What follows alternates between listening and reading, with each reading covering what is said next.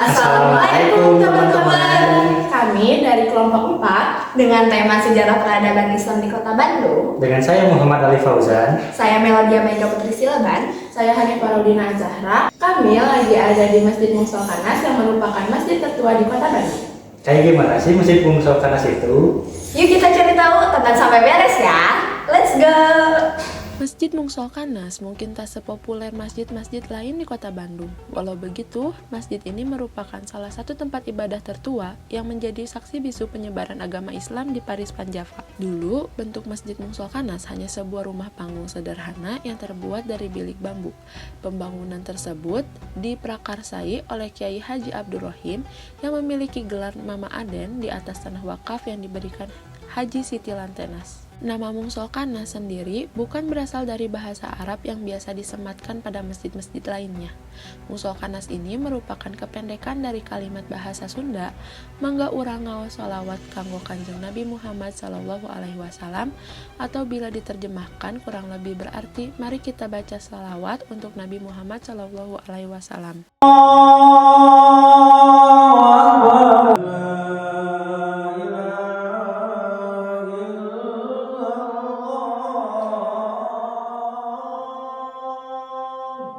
Akses menuju masjid tepat di sebelah timur Rumah Sakit Advent yang diapit oleh apartemen Jardin, STBA, dan pusat pertokoan sandang di Jalan Cihamplas. Selama lebih dari 1 abad, Masjid Mungso Kanas tidak hanya menjadi tempat ibadah, tetapi juga jadi pusat kegiatan sosial dan pendidikan masyarakat sekitar. Masjid ini telah menjadi saksi bisu perkembangan Kota Bandung dan menjadi bagian tak terpisahkan dari sejarah Islam di Jawa Barat. Keberadaan Masjid Mungso Kanas mengingatkan kita akan pentingnya melestarikan warisan budaya dan sejarah. Masjid ini bukan hanya sebuah bangunan tua, tetapi juga simbol keimanan dan persatuan umat Islam. Dengan merawat dan menjaga kelestarian masjid ini, kita turut serta melestarikan nilai-nilai luhur yang terkandung di dalamnya. Kali renovasi dari awal sampai yang terakhir gitu, proses renovasi ini tidak melibatkan pemerintah atau misalkan kita minta sumbangan kemana gitu ya. Kita semuanya tuh mencoba mencari sumbangan dari warga setempat saja gitu, dari jamaah ya. Jadi pernah juga kita tuh ada masukan gitu, karena di Jalan Campuran ini cek gitu ya, coba kalau misalnya kita istilahnya penyair gitu. Jangan gitu, bukan kan tidak dengan sampai kita minta istilahnya. Jadi alhamdulillah tidak ada bantuan dari pemerintah seperti itu. Jadi semuanya itu dibangun atas dasar biaya dari warga dan jamaah. Berarti pemerintah sama sekali nggak ada ikut. Setelah direnovasi total seperti ini, ya jelas semuanya hilang gitu, nggak ada kecuali ini, hanya ini saja. Jadi ini tuh Quran yang ditulis tangan langsung oleh Mama Ade, oleh DKI dan Pertama. Hanya ini saja mungkin peninggalan itu. Jadi sisanya udah Udah nggak ada, ya udah hilang aja. Kegiatan itu kalau sesuai dengan kelembagaan ya. Jadi di Masjid Mungso Kanas ini ada TK, TKA, TPQ ya. Kemudian ada maghrib mengaji yang diperintahkan oleh pemerintah. Terus ada maghrib mengaji yang dilaksanakan.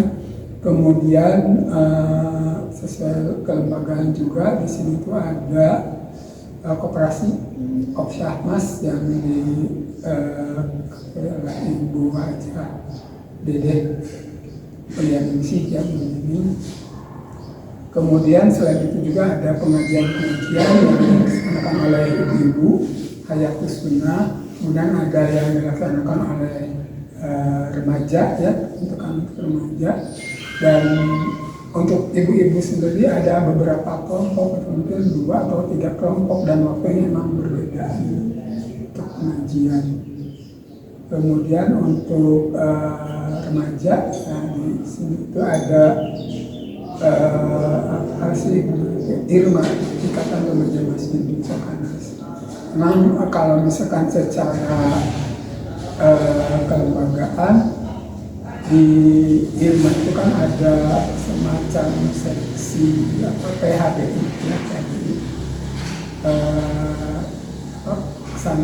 kepanitiaan hari besar Islam ya, seperti Muludan, Maulid Nabi, kemudian Rajab dan sebagainya. Itu mungkin. Berarti cukup aktif ya Pak buat kegiatan? Alhamdulillah ya, cukup ya, hanya cukup gitu, nggak terlalu over. Alhamdulillah ada kegiatan. Ya, seperti yang kita harapkan memang ya, mungkin oleh semua pengurus masjid yang ada itu, semua pengurus itu saling bersinergi gitu ya, jadi saling mendukung satu sama lain gitu, nggak merasa kalau misalkan satu kegiatan ini karena jasa satu pihak gitu, enggak gitu. Jadi apapun yang dilaksanakan di masjid ini adalah berkat kerjasama dari seluruh unsur yang ada di kepengurusan ini. Kemudian seperti ini ada contoh untuk di rumah ini, mungkin ibu akan melaksanakan maulidan, kan maulidan sudah berlalu ya, tapi ilmu itu ingin melaksanakan bulan November ini, tanggal tanggal 6 atau tanggal 9. Nah, misalnya apa kita ikuti saja, alhamdulillah. Sekarang sudah berjalan proposal dan sebagainya, terutama proposalnya karena maulidan yang nanti dilaksanakan di sini itu sebanding karena ada gabungan semacam apa sih ya, gabungan pengajian untuk semua golongan seperti kalau persis, dan sebagainya itu gabung di satu. Jadi nggak cuma satu daerah aja gitu? Iya, dan tempatnya juga nggak akan selalu di dalam jelas ya dipakai, di luar juga di situ. Mungkin cukup sekian dari video kunjungan kami di Masjid Musokanas Bandung. Terima kasih kepada Pak Wawai dan Pak Aris selaku dosen mata kuliah PAI, dan juga kepada Pak Tatang selaku sekretaris DKM Musokanas. Terima kasih banyak yang sudah menonton. Dadah.